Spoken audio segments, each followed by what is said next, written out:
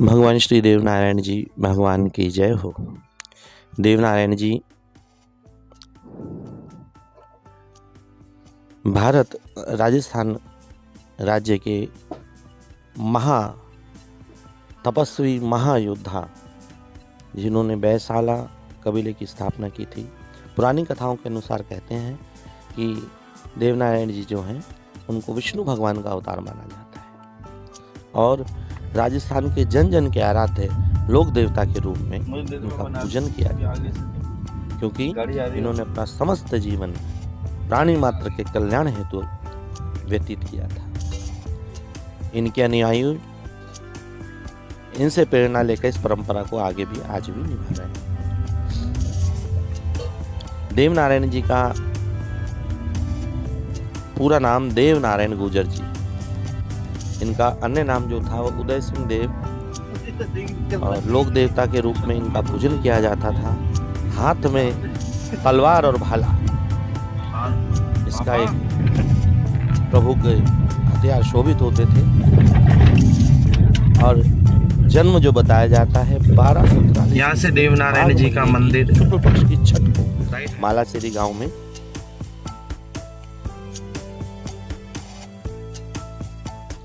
देवनारायण जी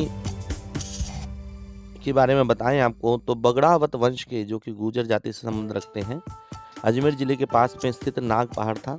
दरअसल अजमेर में रहने वाले चौहान राजपूतों द्वारा बगड़ावतों को गोठा जो कि एक स्थान में सौंप दिया गया था।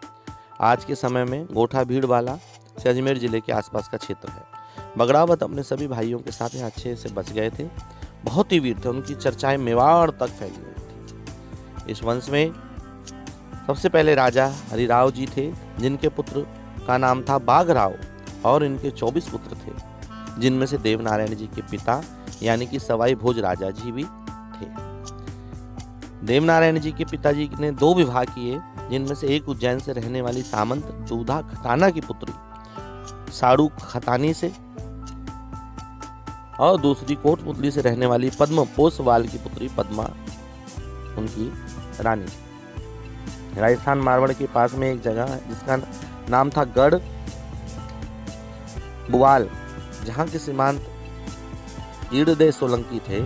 इनकी राजकुमारी जिसका नाम जयमती था, वह सवाई बहुत से बड़ी प्रभावित थी, इसलिए वह उनसे विवाह करना चाहती थी। दूसरी तरफ सोलंकी जी जयमती का विवाह किसी और से करना चाहते थे। उनका नाम था राणा दुर्जन साल, जो कि राणा के राजा थे, किंतु विवाह में सहमति नहीं होने की वजह से राजा दुर्जन साल और सवाई भोज के बीच युद्ध छिड़ गया।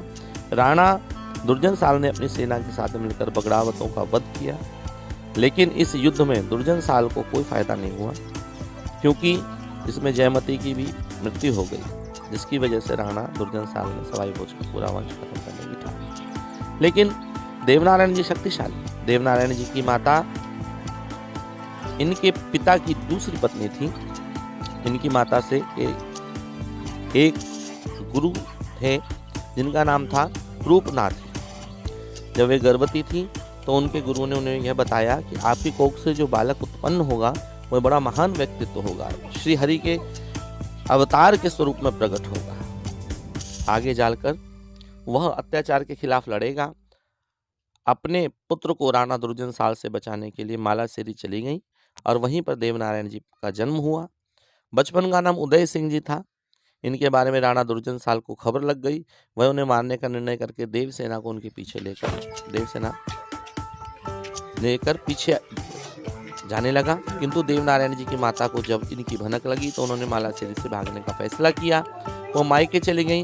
उनका मायका देवास में था। वहीं पर देवनारायण जी पढ़े बले। जैसे जैसे बड़े हुए उन्होंने अनेक शिक्षाएं प्राप्त करी, घुड़सवारी, हथियार चलाना आदि इसमें शामिल। उसके बाद भगवान देवनारायण जी साधना में लीन होने का फैसला किया। उन्होंने शिप्रा नदी के किनारे पर जाकर एक स्थान पर साधना की शुरू करी। वह स्थान वहीं पर एक सिद्ध वट वृक्ष का नाम है। वहां पर अपने गुरुओं से तंत्र विद्या और शिक्षा भी प्राप्त करी। जब तक वे युवावस्था में पहुंचे वह बहुत शक्तिशाली योद्धा बन चुके थे। उसके बाद वो गोठा जाने के लिए एकदम तैयार हो गए थे। देवनारायण जी भगवान विष्णु की साधना कर एक शक्तिशाली व्यक्तित्व बन गए थे, साक्षात विष्णु स्वरूप है। एक बार की बात है, धार के रहने वाले राजा जयसिंह की एक पुत्री थी जिसका नाम पीपल देव था। वे काफी बीमार थी। देवनारायण जी ने उन्हें अपनी शक्तियों से एकदम ठीक कर दिया और उनके बाद उन्हीं के साथ विवाह भी हुआ। देवनारायण जी कुछ आश्चर्यजनक कार्य किए, जिसमें सूखी नदी में पानी पैदा करना, सारंग सेठ को पुनर्जीवित कर देना, छोटू भाट को जीवन दान देना, ऐसे किस्से बहुत सारे चमत्कार हैं। उनके मानने वाले भक्त भगवान विष्णु का अवतार बताते हैं। भगवान विष्णु का साक्षात अवतार है, साक्षात उनमें शक्तियां हैं। देवनारायण जी केवल 31 वर्ष के थे तभी उनका गोलोक धाम गमन हुआ। कुछ लोगों का कहना है कि यह तिथि जिसमें देवनारायण जी ने गोलोक धाम गमन किया वैशाख शुक्ल पक्ष की तृतीया तिथि थी, जिस तिथि को अक्षय तिथि कहा जाता है। कुछ लोग कहते हैं कि भाद्रपद शुक्ल पक्ष की सप्तमी के दिन बैकुंठवासी बने। देवनारायण जी की एक फड़ होती है, जिस तरह रामचरितमानस रामायण जी भागवत जी होती है, इस तरह देवनारायण जी की जो कथा है उसको देवनारायण जी की फड़ कहा जाता है। देवनारायण जी की फड़ को एक विचित्र प्रकार के चित्रों से, बहुत सुंदर चित्रों से प्रदर्शित किया जाता है जो बहुत आकर्षण लगती है। ये हमारे भारत की लोक संस्कृति है। देवनारायण जी को राजस्थान में समस्त जन जन के आराध्य हैं, परंतु गुर्जर जाति विशेष संबंध रखती है, तो इसलिए इनके कुल देवता कहते हैं। देवनारायण जी की महिमा अपरंपार है। आइए मैं उस स्थान पर आपको लेके जा रहा हूँ जिस स्थान का नाम है देवमाली। इस पर भगवान देवनारायण जी ने आज्ञा करी थी कि अगर सुख से रहना है तो मकानों की छत नहीं बनाना है, मकान कच्चे रखना। तो आज भी भगवान देवनारायण जी का जो देवमाली गांव है उसकी जो छतें हैं वो कच्ची हैं, मकान कच्चे हैं और बहुत संतोष के साथ वहाँ लोग जीवन यापन करते हैं। और नित्य प्रति प्रातः संध्या जब समय उपलब्ध होता है देवनारायण जी के प्रति जिनकी अधिक श्रद्धा है, गाँववासी उस पूरे देवमाली पर्वत की जो साक्षात देवनारायण जी के स्वरूप में विराजित है वहाँ पर परिक्रमा करते हैं। आइए मैं आपको देवनारायण जी के प्रमुख स्थान का दर्शन करा रहा हूँ। ये देवनारायण जी का प्रमुख स्थान था और आगे बहुत ही सुंदर पहाड़ी आप दर्शन कीजिए। बोलिए देवनारायण भगवान की जय। देवनारायण भगवान की जय। कितना सुंदर देवरा हमें देवनारायण भगवान का आपने देखा दर्शन।